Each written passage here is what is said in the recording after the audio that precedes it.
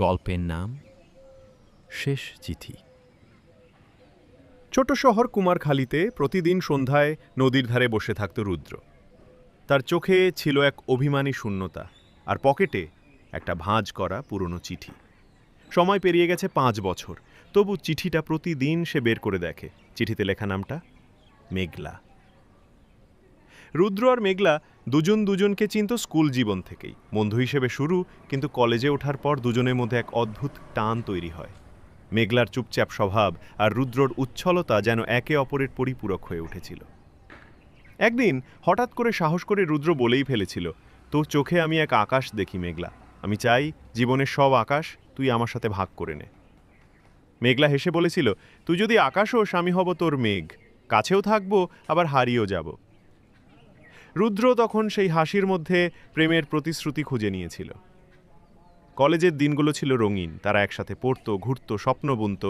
একসাথে একটি ছোট্ট বাড়ি, 2 কাপ চা আর প্রচুর গল্পের কথা ভাবত।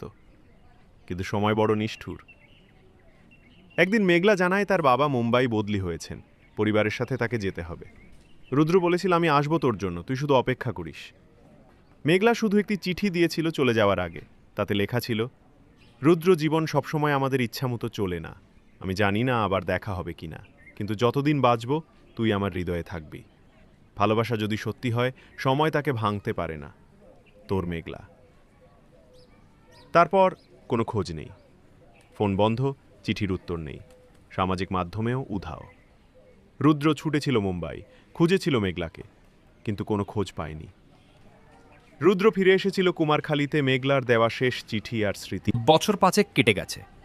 রুদ্র এখন একটি স্কুলে শিক্ষক। জীবন কিছুটা থেমে গেছে তার, কিন্তু চিঠিটা ঠিকই রোজ তার পকেটে। একদিন সন্ধ্যায় স্কুল শেষে নদীর পাড়ে বসে থাকার সময় এক বাচ্চা মেয়ে এসে তাকে জিজ্ঞেস করল, আপনি কি রুদ্র স্যার? রুদ্র চমকে তাকালো। হ্যাঁ, বলো মা। মেয়েটি এক চিঠি এগিয়ে দিল। আমার মা দিয়েছেন আপনাকে দিতে। রুদ্র কাঁপতে কাঁপতে চিঠিটা খুলল। চিঠিতে লেখা ছিল, রুদ্র, আজ 5 বছর পর লিখছি। এতদিন খোঁজ না পেয়ে ভেবেছিলি হয়তো ভুলে গেছি, কিন্তু সত্যিটা বলি, আমার বিয়ে হয়েছিল এক পছন্দহীন সম্পর্কের মধ্যে, বাবার ইচ্ছেতে, বাধ্য হয়ে। আমি জানতাম তুই আমার জন্য কতটা অপেক্ষা করেছিলি, কিন্তু আমার অবস্থায় কিছু করার ছিল না। আমি এখন এক মেয়ে সন্তানের মা। সম্পর্ক ভেঙে গেছে অনেক আগেই। অনেক সাহস করে এবার নিজে থেকে ফিরলাম কুমারখালীতে, সেই নদীর ধারে। জানি দেরি হয়ে গেছে, কিন্তু যদি তোর হৃদয়ে আমার জন্য কোনো জায়গা এখনো থাকে, আমি অপেক্ষা করব তোর উত্তরের জন্য। তোর চির মেঘলা। রুদ্রর চোখ ভিজে উঠেছিল। হঠাৎ নদীর পাড়ে দাঁড়িয়ে থাকা একজন নারীকে সে দেখতে পেল। চেনা মুখ, একটু ক্লান্ত, কিন্তু সেই পুরনো মেঘলা। তারা চোখে চোখ রাখল, কিছু মুহূর্ত কথা বলে না, শুধু অনুভব করায়। রুদ্র হেঁটে গেল মেঘলার দিকে, মেয়েটির হাত ধরে।